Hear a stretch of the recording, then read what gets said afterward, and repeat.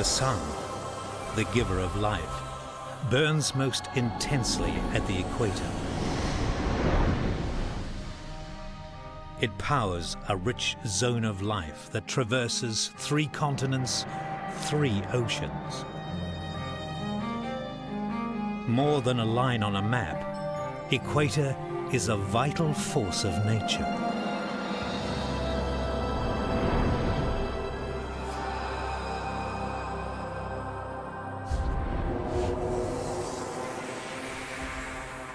Every second, our sun explodes thousands of trillions of hydrogen bombs. The energy gives life to our small planet, and much of it is absorbed in the region of the equator. The sun is a protector, a nurturer of new life. More than half of all animals and plants on Earth live in the zone of the equator. Life here is extraordinarily rich, wonderfully diverse. But the sun can also be a tyrant. It pushes climate to extremes, causing starvation and death. But life around the equator has found ways to triumph over the sun's brutality. At the equator, a new day arrives at staggering speed. Dawn sweeps westward at 500 meters per second.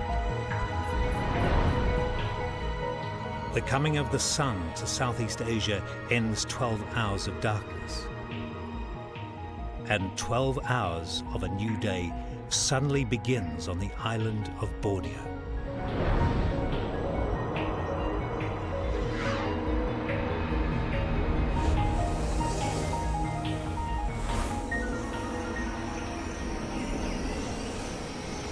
In Borneo, the sound of dawn is deafening.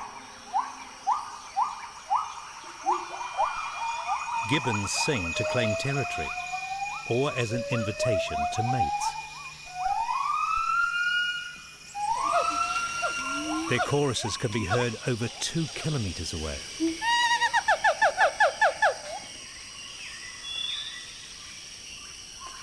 In this rainforest, you must sing loudly to be heard.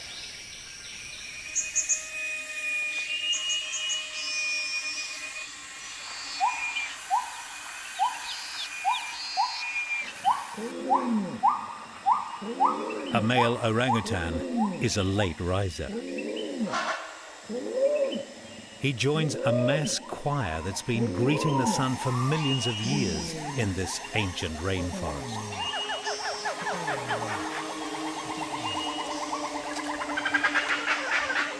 In these forests, the trees control the lives of animals. They make it difficult getting from one place to another. In order to find breakfast, gibbons must perform death-defying leaps.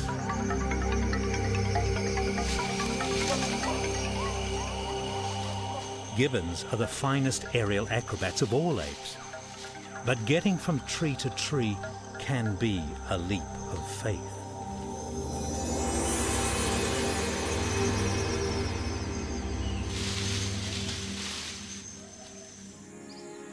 Travel is difficult because the biggest trees have few side branches, which creates wide gaps. To cross these aerial canyons, animals have become inventive.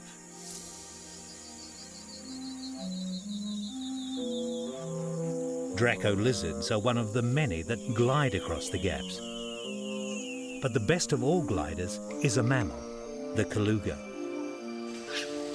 And if danger threatens, they can soar 120 meters.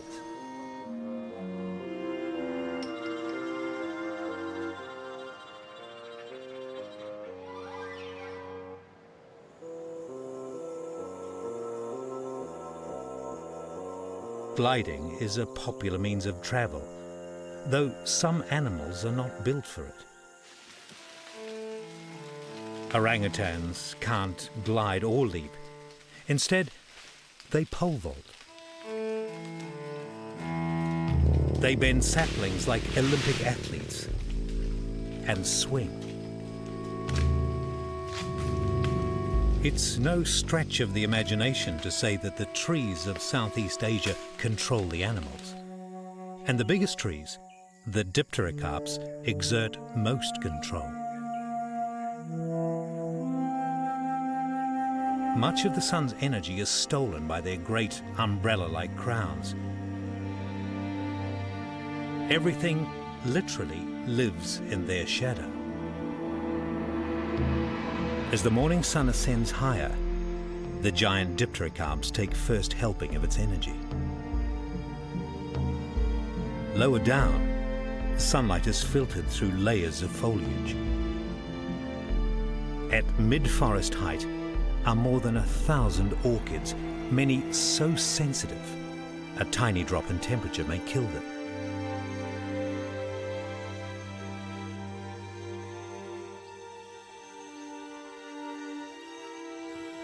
But this orchid is not what it seems. It's a flower mantis, and it's sizing up a meal.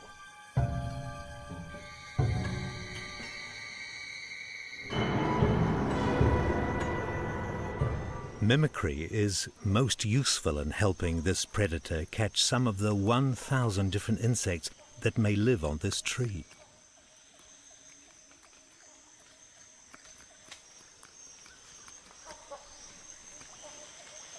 And deeper in the shade are trees bearing many different fruits. Star apples, mangosteens, lychees, figs, rambutans, all use sweetness to seduce. In return, the diners spread the seeds of the tree. Durian, the king of fruit, has a narcotic-like attraction to many animals, but its riches are well protected.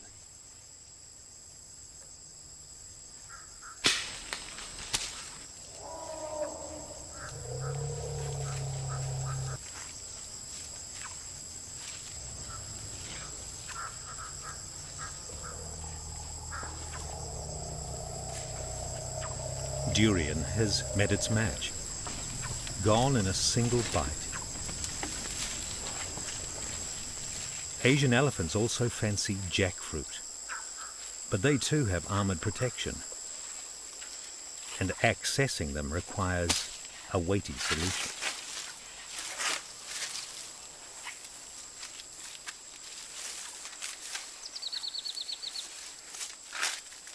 Seeds of sweet jackfruit will later be sown far away from here. And so, even the most powerful animal in the forest becomes a servant of the trees.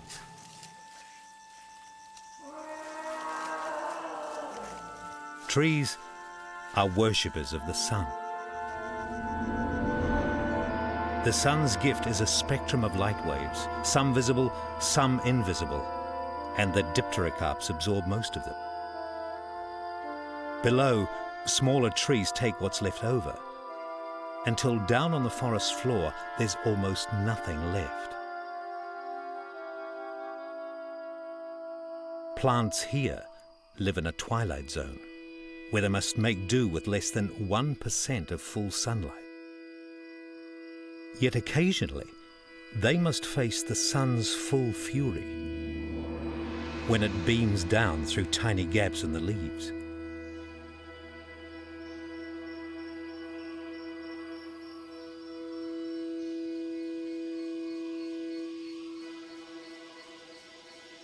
Capturing the sun's energy isn't a problem for Rafflesia. Its flowers are the largest in the world and the most repulsive. Its petals resemble putrefying flesh, and it generates a foul odor and emits heat. The total effect is designed to mimic a rotting corpse, making Rafflesia irresistible to the flies that pollinate it. But how does it get the energy for such lavish displays? A clue is this long, narrow stem. The giant flower has neither leaves nor roots of its own. Instead, Rafflesia is connected to a nearby vine. It's a parasite, and its thin filaments suck energy from its host vine.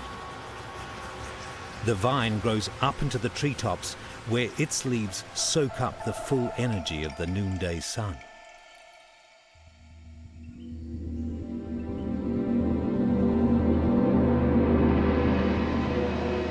Noon at the equator. The sun is at its closest to our planet.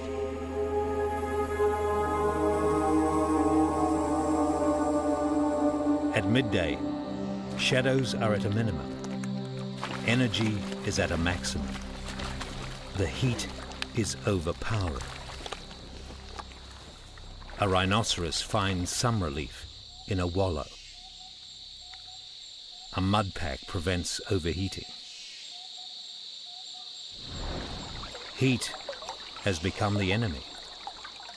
Animals don't hunt, they rest. I think that's an interesting thing.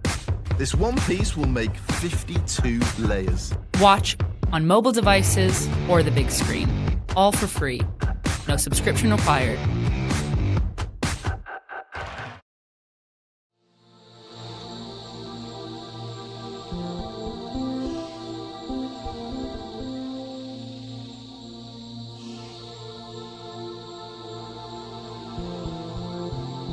But the sun offers no rest to the trees.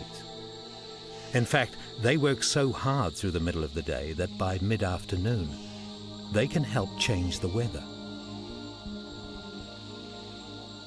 Billions of leaves busily harness the sun's energy to make food from carbon dioxide and water. Each day, a single tree draws thousands of liters of water up through its roots and into the trunk. A network of thin tubes moves water against gravity maybe 80 meters up to where it's needed in the leaves. But in the green miracle of photosynthesis, water is also a byproduct. What the tree doesn't need is pumped out as vapor.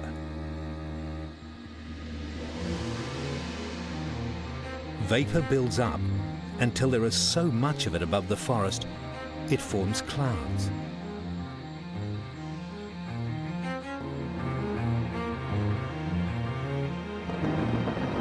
By mid-afternoon, the clouds have gathered so much vapor, they are ready to burst.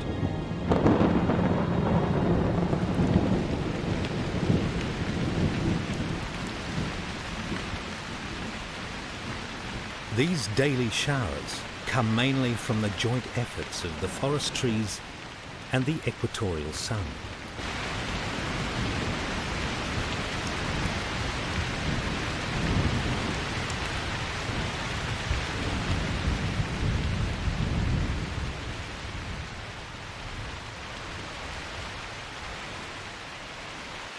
Each year, 5 meters of rain falls in these forests of the sun.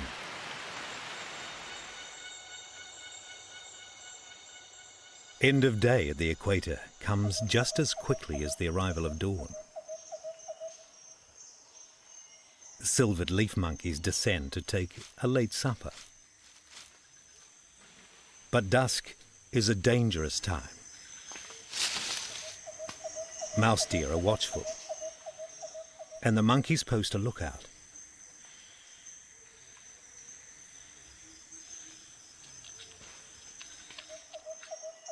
They dine on grasses and shoots that they will digest slowly overnight.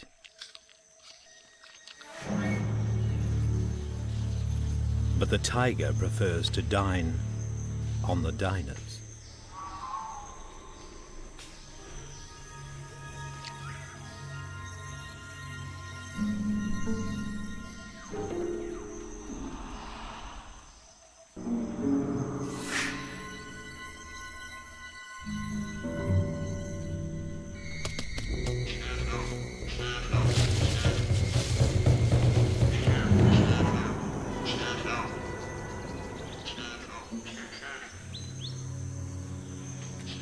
Tonight, a leaf monkey will fill the tiger's stomach. The lives of predators and prey are ruled by the trees of these forests of the sun.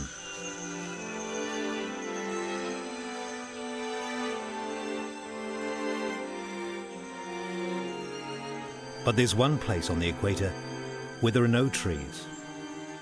And without trees, the sun turns up the heat of battle between predator and prey. Moving west across the Indian Ocean, the equator is clearly seen as a zone of cloud. Clouds form over the ocean as the sun raises water temperature, causing massive evaporation.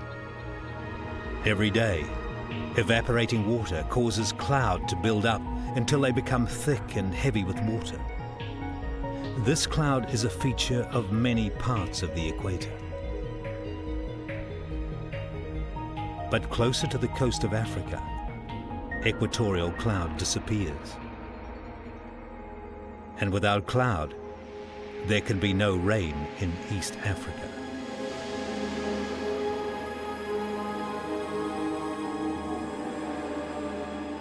For much of the year, the African savanna is punished by heat and drought. When rain comes, it's vitally linked to animal survival. The sun tips the balance of equatorial forces, and animals must use whatever means to stay alive.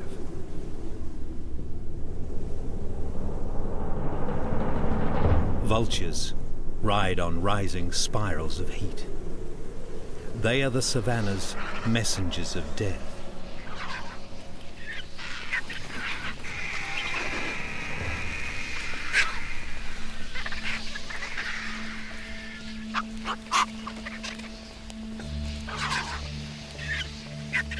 During the drought, lions are not too proud to steal from the vultures. Survivors seize any opportunity.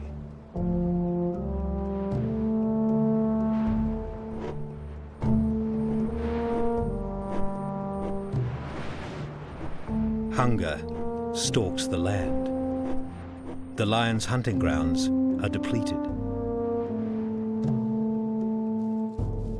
Mothers have little milk, and their cubs are weak. Adult lions must eat at least 20 kilograms of meat a week. Any less, they and their young will be in peril. In the dry season, many cubs will starve. Hyenas are starving, and they are cub killers.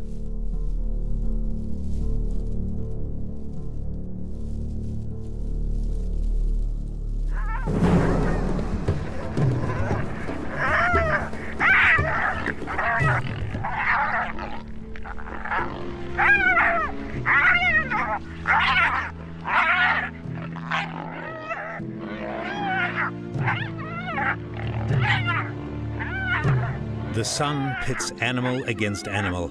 Resources are stretched. Few animals remain on the savanna throughout the dry season, but that is about to change.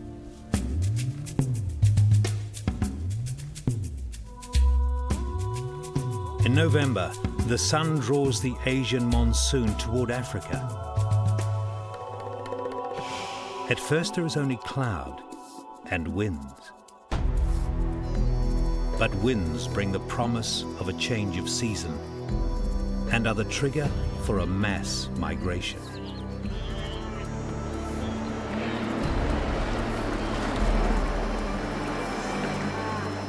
Millions of animals now embark on a journey of opportunity. They may travel several hundred kilometers with instinct as their only guide.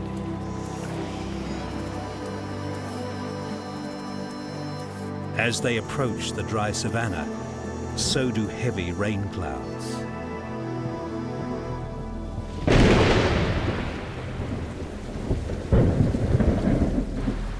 The arrival of the wet season is sudden and dramatic.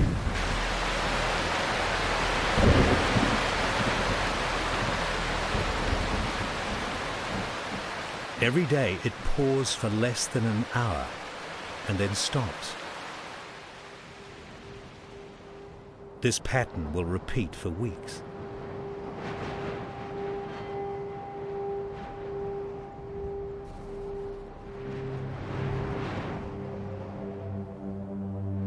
The rains come near the hottest time of year.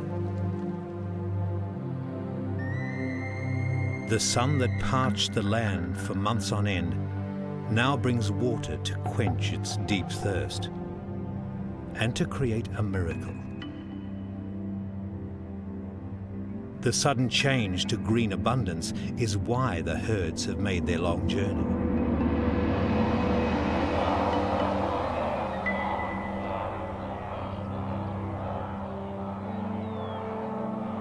Freshly sprouted grasses are feasted on by close to 2 million wildebeests, gazelles, and zebras.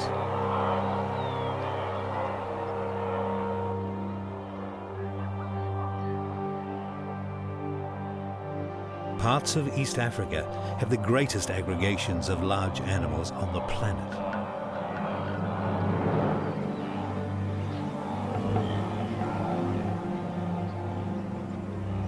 But Africa wasn't always like this. It was once an isolated island continent. It was unconnected to any other landmass and mostly covered in forest. Africa remained this way until 30 million years ago, when changes began to take place, changes that would have dramatic consequences in Equatorial Africa.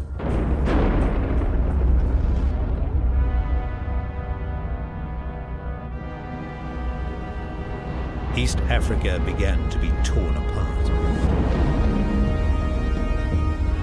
Slowly, massive volcanic forces opened up a great valley. Over time, the Great Rift Valley spread from north to south for 5,000 kilometers. The Ethiopian highlands rose up, blocking rain-bearing clouds from the west. These changes, and the climatic changes that followed over millions of years, led to the gradual loss of forests and the slow spread of grasslands. The grasses that spread across East Africa needed to be drought and heat tolerant. But being close to the equator, the intense heat of the sun favored a special group of grasses called carbon-4, or C4 plants. In C4 grasses, the cells that make food by photosynthesis are packed tightly round sheath cells that concentrate carbon dioxide, which is its fuel.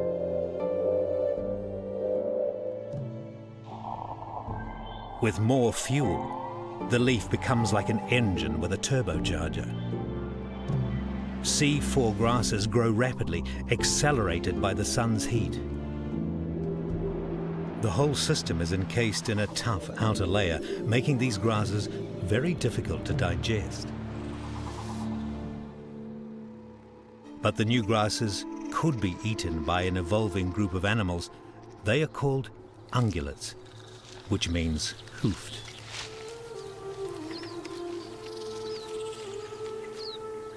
They could digest these grasses because they had a secret weapon: multi-chambered stomachs. It was possibly on the grasslands of East Africa that ungulates evolved a new model of stomach that had an extra chamber called a rumen, which contained bacteria that could digest C4 grasses. It meant animals with super stomachs spread right across East Africa.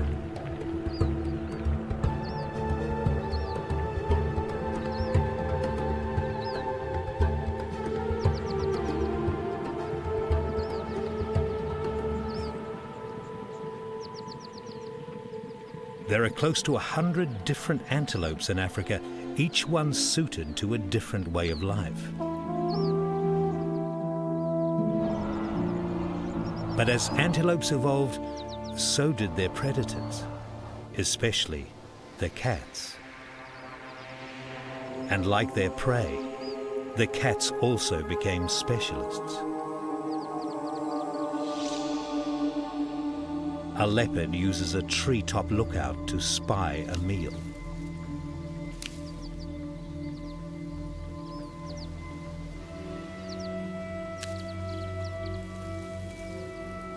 Silent as a shadow, it moves slowly into range.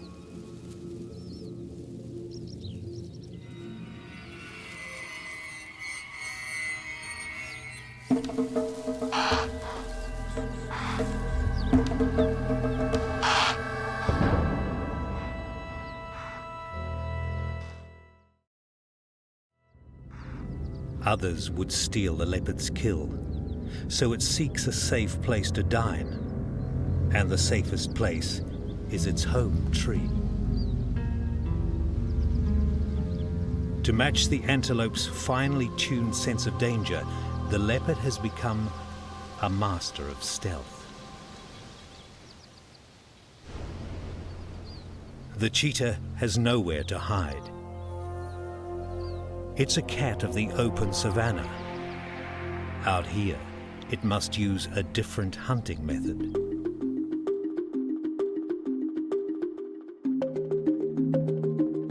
Exploding to reach speeds of 100 kilometers per hour, it's the fastest land animal in the world.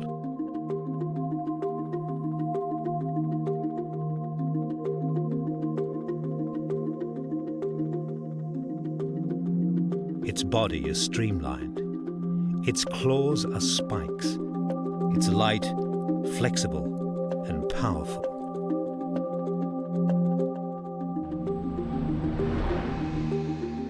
On these grasslands of the sun, there are many small, fast gazelles, and cheetahs use blinding speed to outrun them.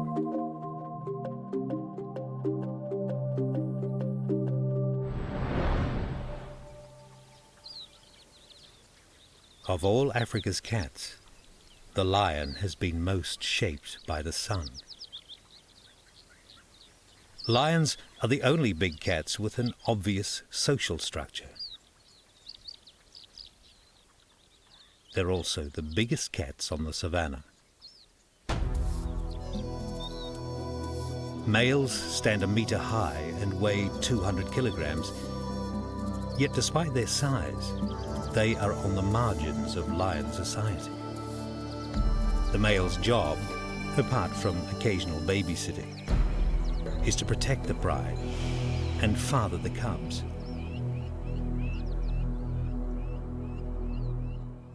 The hunting territory is passed from females to their daughters. The lion's size and unique social structure allows them to work in groups to hunt some of the largest grazing animals. But even working together does not guarantee success. Lions are often seen from a long distance, so most hunting is done after dark.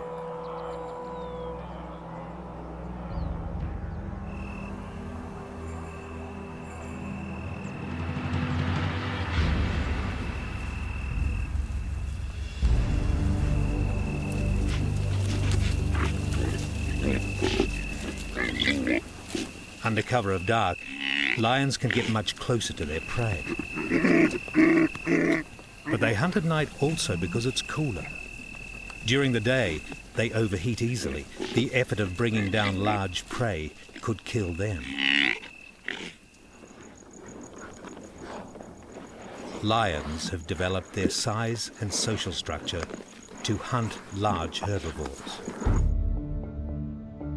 and the strength to face one of the harshest environments at the equator, the dry season in East Africa.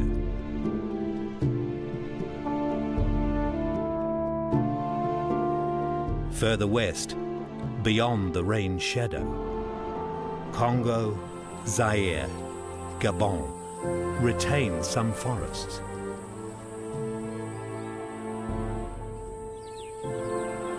And in these forests are animals unlike those on the dry plain.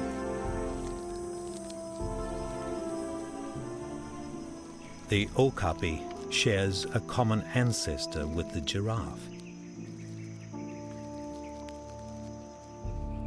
In places, the forests form a patchwork with grassland, and helping sew up this patchwork are the farmers of the forest, Red River hogs.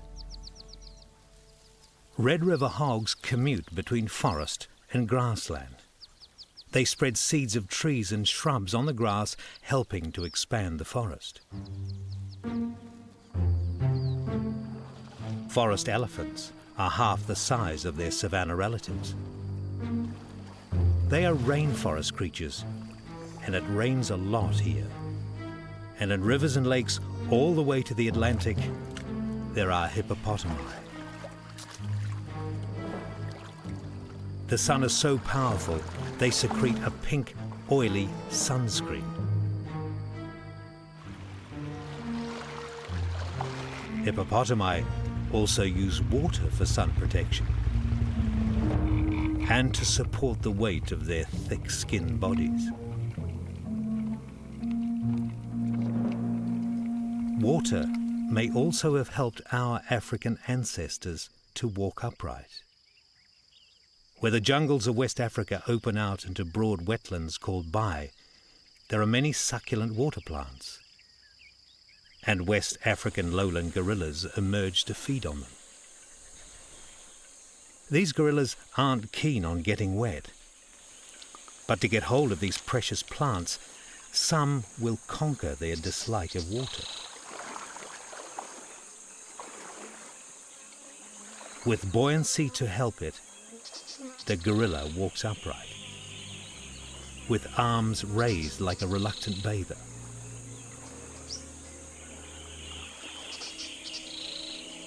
Our African ancestors began walking on two legs near the equator. It's tempting to imagine that this is how we could have taken our first faltering steps. Evolution has taken bold strides all around the equator. The sun's energy fuels growth and fertility that runs through all life. In West Africa, the rivers run dark with nutrient riches that flow into the sea. The greatest of those rivers is the mighty Congo. And as it meets the ocean, the minerals spark a vast blooming of plankton. This explosion of tiny plants is fueled by the power of the sun. The plankton drifts westwards on an equatorial ocean current. But close to South America, an even bigger plankton plume spirals north on the warm Gulf Stream. This plume comes from the Amazon River. Its mouth is right on the equator. The Amazon is the mightiest river in the world.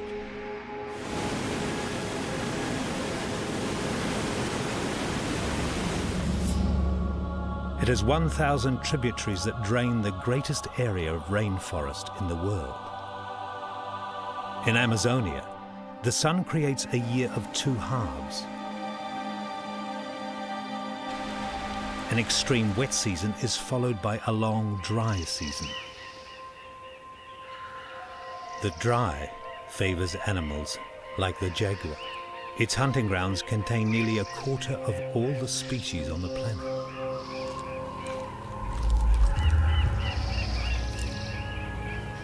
But the jaguar's kingdom changes suddenly. For half a year, parts of Amazonia are submerged.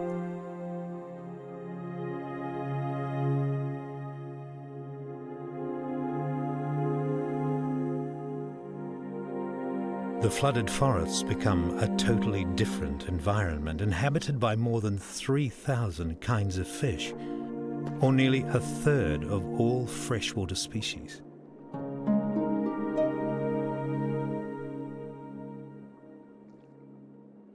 This rich and diverse water world now becomes the realm of the giant otter. Giant otters are greedy predators, and they have to be to survive. An otter needs to eat 20% of its body weight of fish each day. They mainly eat one kind of fish, catfish. Half of all fish in Amazonia are catfish. That's over 1,000 species. They're found everywhere, from fast flows to backwaters. And their shapes are as varied as their lifestyles.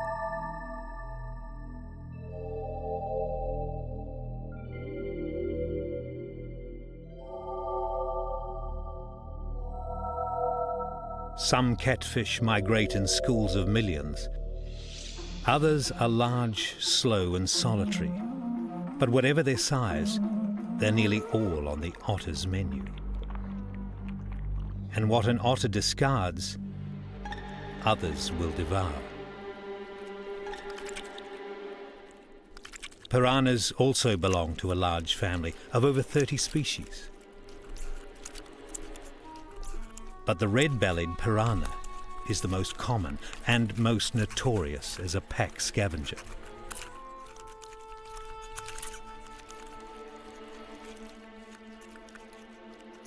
Of the many fish predators in Amazonia, none is more impressive than the massive pirarucu.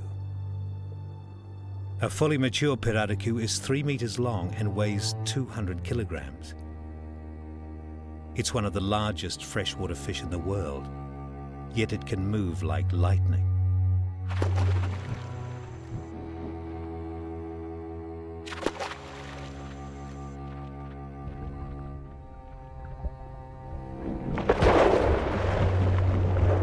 Victims are sucked in with a powerful rush of water.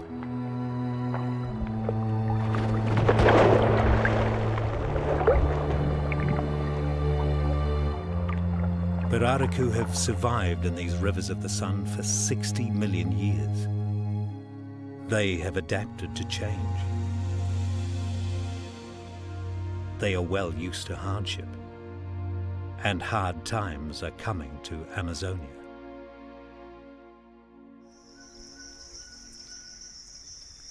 The growing season for water plants is coming to an end, and one plant eater is filling up while stocks last.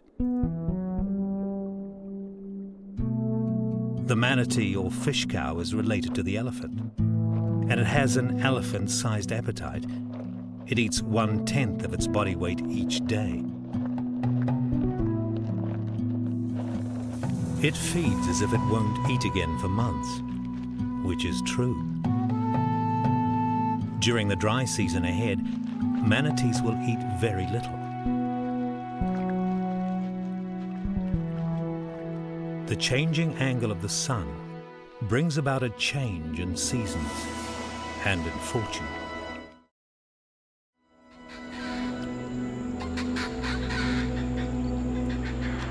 It hasn't rained for some time, and water levels are lowering.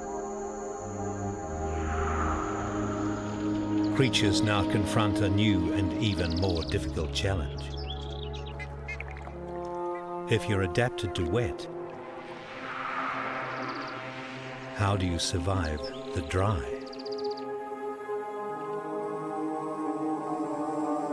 As river waters lower, numerous lakes form in drying riverbeds, and this forces neighbors together. A family of giant otters has a holt or den on the edge of the lake. A caiman is attracted by the activity. Caiman won't bother adult otters, but there are young here. It drifts closer. Too close.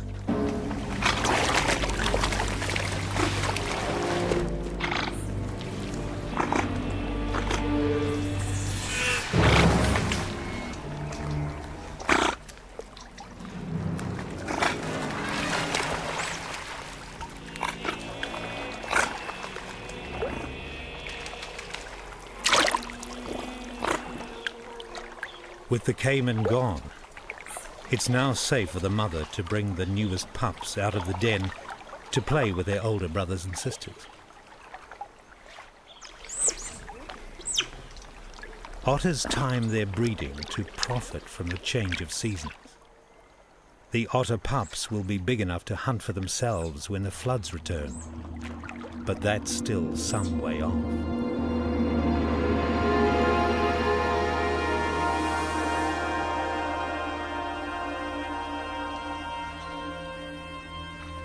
By September, the sun pushes the dry season into a critical phase. Many rivers have dried into stagnant pools that become fish traps. Warm water holds little oxygen, and all across Amazonia, fish begin to die.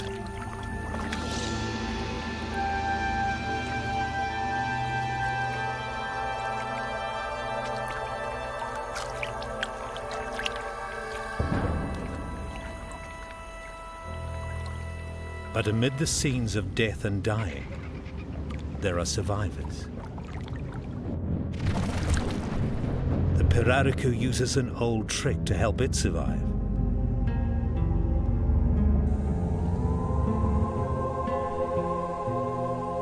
It's one of very few fish that can take air directly from the atmosphere. Pirarucu can breathe.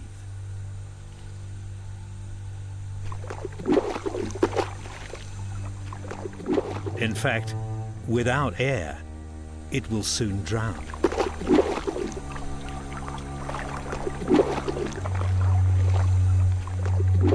Long ago, its ancestor evolved a lung-like organ, which means it can absorb oxygen directly from the air. Pirarucu can survive in waters where other fish die.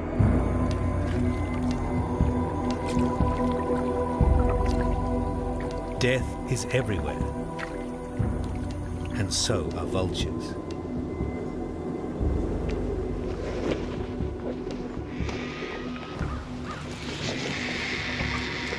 The dry season has been too hot, too long.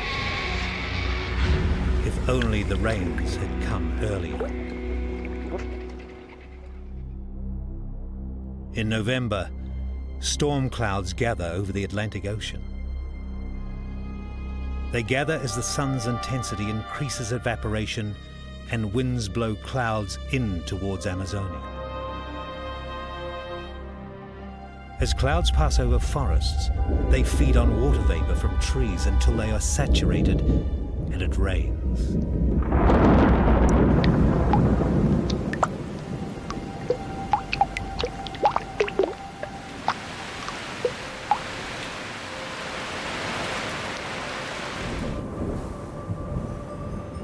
Further west, clouds encounter the vast barrier of the Andes Mountains. But as the clouds rise over it, they release their water as rain or snow, which flows back into Amazonia.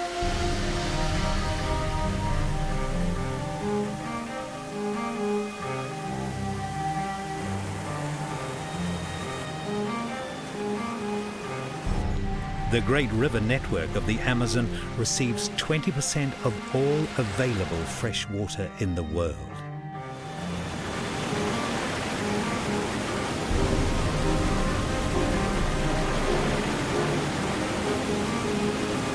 Amazonia covers most of the northern third of Latin America, and because it's almost perfectly flat, rivers fill faster than they can drain, and Amazonia slowly begins to flood.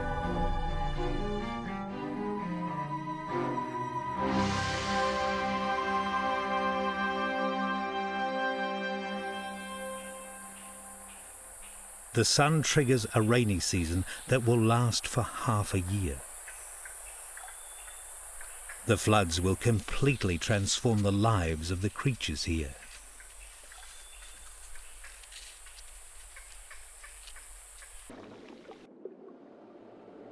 Arowana are sleek hunters of small fish. But during the flood, they scan the world above for other prey.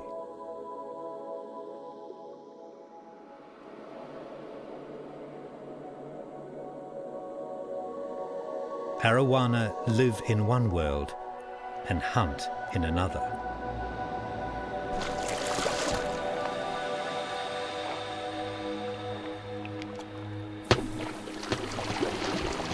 At this time, they're better known as water monkeys.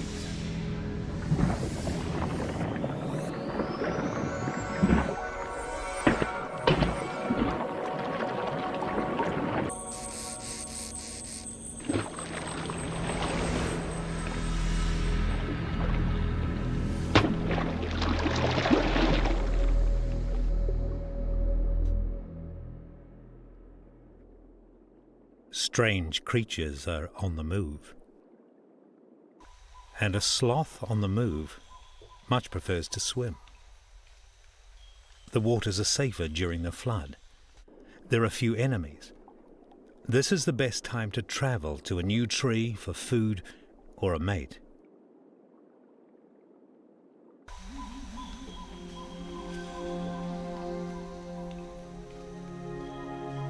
It's been 2 months since the trees were submerged. Most trees die after just a few weeks of flooding. Their roots become waterlogged and starved of oxygen. But Amazonian trees can survive for half a year. In some species, a membrane forms on the outside of the root. Inside, partial cell death creates air holes that transfer oxygen and remove toxins.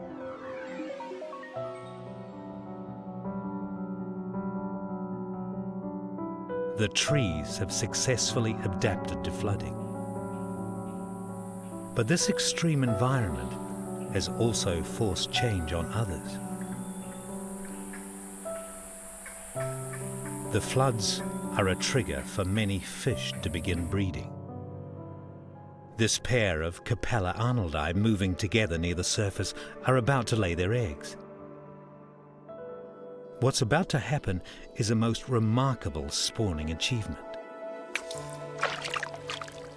They leap together and attach to a leaf. They use their fins as suckers. And after a few seconds, the female, then the male, drop back, leaving behind a small cluster of eggs. This amazing effort is designed to protect their eggs from being eaten.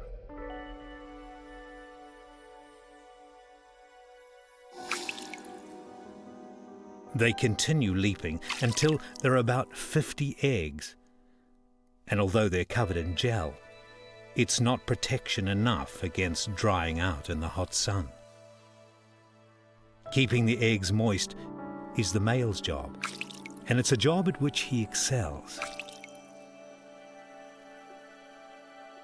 As he smacks the water with his tail, it splashes up onto the leaf. He maintains this effort until the eggs hatch. The following day, the eggs have eyes. And a day later, they begin to hatch. The fries enter the river with the falling water droplets. In the river, the youngsters find hiding places among the leaves. They're now completely on their own. But some creatures of the flood have need of much greater parental care. In areas where the river flow is not too strong, the sun boosts the growth of water plants. And these plants are rapidly devoured by water cows. Manatees could find little to eat during the dry season. They now make up for it, and soon double their weight. This female has 2 mouths to feed. Her calf is a month old and weighs around 30 kilograms. It's growing fast on a diet of liquid sunshine.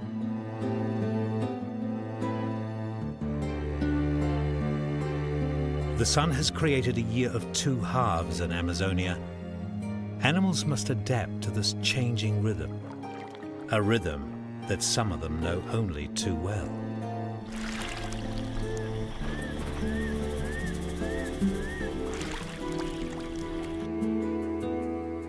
Piraricus have a family. Both parents care for their large brood of around 1,000. The young fish breathe air, just like their parents. As they feed, they come together as an orderly group, no one falling behind. They move as a wall of wide open mouths.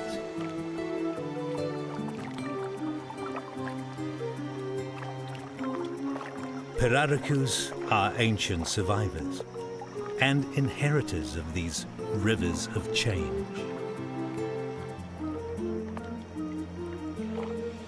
All around the 40,000 kilometers of the planet's equator, life must adapt to change or perish.